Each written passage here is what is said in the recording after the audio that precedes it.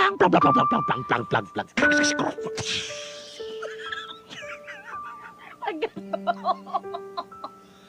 Hala, lagot. Nabasag ko yung paboritong vase ni Tia Maring. Anong ingay yon? Tia Maring! Anak naman ng tinapa, anong ginawa mo sa paborito kong vase, Ban? Bakit mo binasag? Hindi ko po sinasadya. Aksidente lang po nangyari. Anong aksidente? Paanong aksidente? Pinagsasabi mo dyan? Diyos ko, napakamahal pa naman nito. Alam mo bang regalo to sa akin ng dati kong nobyo? Hindi po. Yung namatay sa aksidente sa motor. Ay, Kaya namatay? mahalaga sa akin ang bagay na to. Oo, namatay pero muling nabuhay. Charot. Oh, mahalaga sa akin ang bagay na to. Tapos binasag mo lang. Patawarin niyo po ako. Hindi ko po talaga sinasadya. Ang tagal mong sumampal, Mami Chili. Kasi hindi ko natapos yung sasabihin ko eh. Take two. Paano ba masumampal? Ganun ka na. Patawarin niyo po ako. Hindi ko po sinasadya. Halika nga dito! Tia! Maawa na po kayo! Ayan! Bagay sa'yo! Ayan!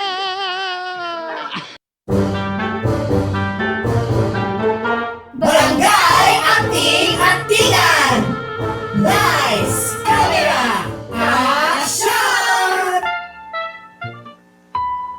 Hoy, Jersey! Naririndi na ako sa kaka-English mo, ah. Naloloka na ako sa'yo. Bakit ba kasi hindi ka nalang makontento dito? Yung mga foreigner nga dito mismo sa Pilipinas nagre-retire kasi nagagandahan sila dito. Katulad ko, nagagandahan sila sa akin. Charis. Tapos ikaw naman, nuknukan ka ng, ano na nga ulit yun, yung tawag nila doon? Yung mas sinusuportahan pa yung ibang bansa kaysa sa sarili mong bansa? Colonial mentality. Oo, yun. Ikaw yun. Ikaw na ikaw. Walang duda.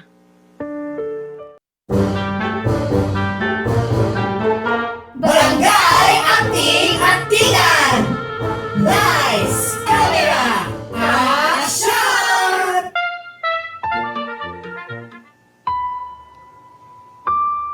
Eto po, Mi. Nag-order po ako ng paborito niyong pagkain. Ano-ano ba yan? May kare-kare po, tapos lechon paksiw, sinigang na bangus, saka fried chicken. Ang dami naman. Ano ba ko rito? Bibigtiin na? Hindi naman po sa ganun, pero syempre, naalala ko lang kayo at ang mga paborito niyong pagkain. Kaso di ko naman mauubos to. Hindi ko naman mauubos lahat. Saka, bakit ba order ka ng order? Po? Sabi ko, bakit ka order ng order? Sana nagluto ka na lang, nakatipid ka pa. Hindi na po ako nakapagluto kasi busy po ako sa pag-aasikaso sa anak ko. Bakit? Naglilikot na naman ba yung bata? Opo. Kaya binabantayan ko po. Hindi ka na talaga natahimik dyan sa batang yan. Napakasaway. Nasasanay na naman po ako sa anak ko. Saka, di naman siya laging pasaway.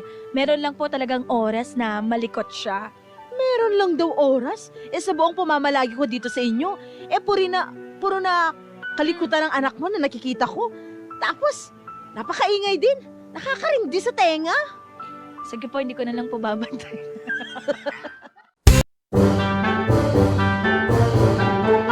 Barangay Anting-Antingan! Nice! Camera! Action! Sobra na po kayo sa anak ko, Mi. Ano ba ginawa ko sa anak mo? Para sa kaalaman mo, hindi ko siya pinalo o pinagmalupitan, kaya umiyak yun, no? Baka mamaya, makasuhan pa ako ng child abuse nang wala sa oras. Hindi nyo nga pinalo o pinagmalupitan. Pero pinagsalitaan nyo naman na masakit kaya umiyak siya. Ano bang sinabi ko? Sinabi ko lang naman yung totoo. Kasalanan ko ba kung nasaktan siya? Hindi ko naman kontroladong nararamdaman ng anak mong balat sibuyas. Hindi nyo nga kontrolado, pero sana naisip nyo man lang. Ang tawag doon, konsiderasyon. Alam ko ang tawag dun, no? Tingnan mo sa akin, Bobo. Siguro nga, ganyan talaga kayo. Anak ng tinapa? Ikaw pala ang anak na tinawag na bobo ang sarili mong ina? Napakasama ng ugali mo. Kung ako masama ang ugali, dahil lang yan sa bagay na yan eh. Kamusta naman kayo? Ano pinagsasabi mo dyan? Sa dami ng mga masasamang sinabi niyo sa akin, kay Nash, sa asawa ko, sa bahay namin, at ngayon naman sa anak ko, malamang nasa inyo na ang korona ng pagkakaroon ng matabil na dila. Grabe ka, Matabil na bata dila ka! mo! Ha? Ikaw kaya dyan? Matabil ang dila mo, Nay! Barangay Acting Antingan. Lights, camera, action! Lance, bakit naman may sugat sa nguso yung bunso natin? Wala man lang ba munang good morning mahal kasabay nitong mainit-init kong kape at pandesal? Yan talaga agad ang bungad mo, Andy. Di good morning, mahal. Pakisagot yung mga tanong ko. Malay ko kung bakit may sugat yung anak mo. Baka sa kalikutan. Anong malay mo? Dapat alam mo kasi ikaw ang bantay. Sinasabi mo ba na hindi ko sila binabantayan? May narinig ka bang sinabi ko? Wala naman, 'di ba? Alam mo minsan maglinis ka rin ng tenga mo. Kung ano-ano nang naririnig mo na di ko naman sinasabi. Hindi nga, pero tingin mo sa akin, bobo, para di maintindihan sa tono ng pananalita mo na gano'n ang ibig mong sabihin. Sinasabi mo na dapat alam ko kasi ako ang bantay ng mga anak natin. Tama naman.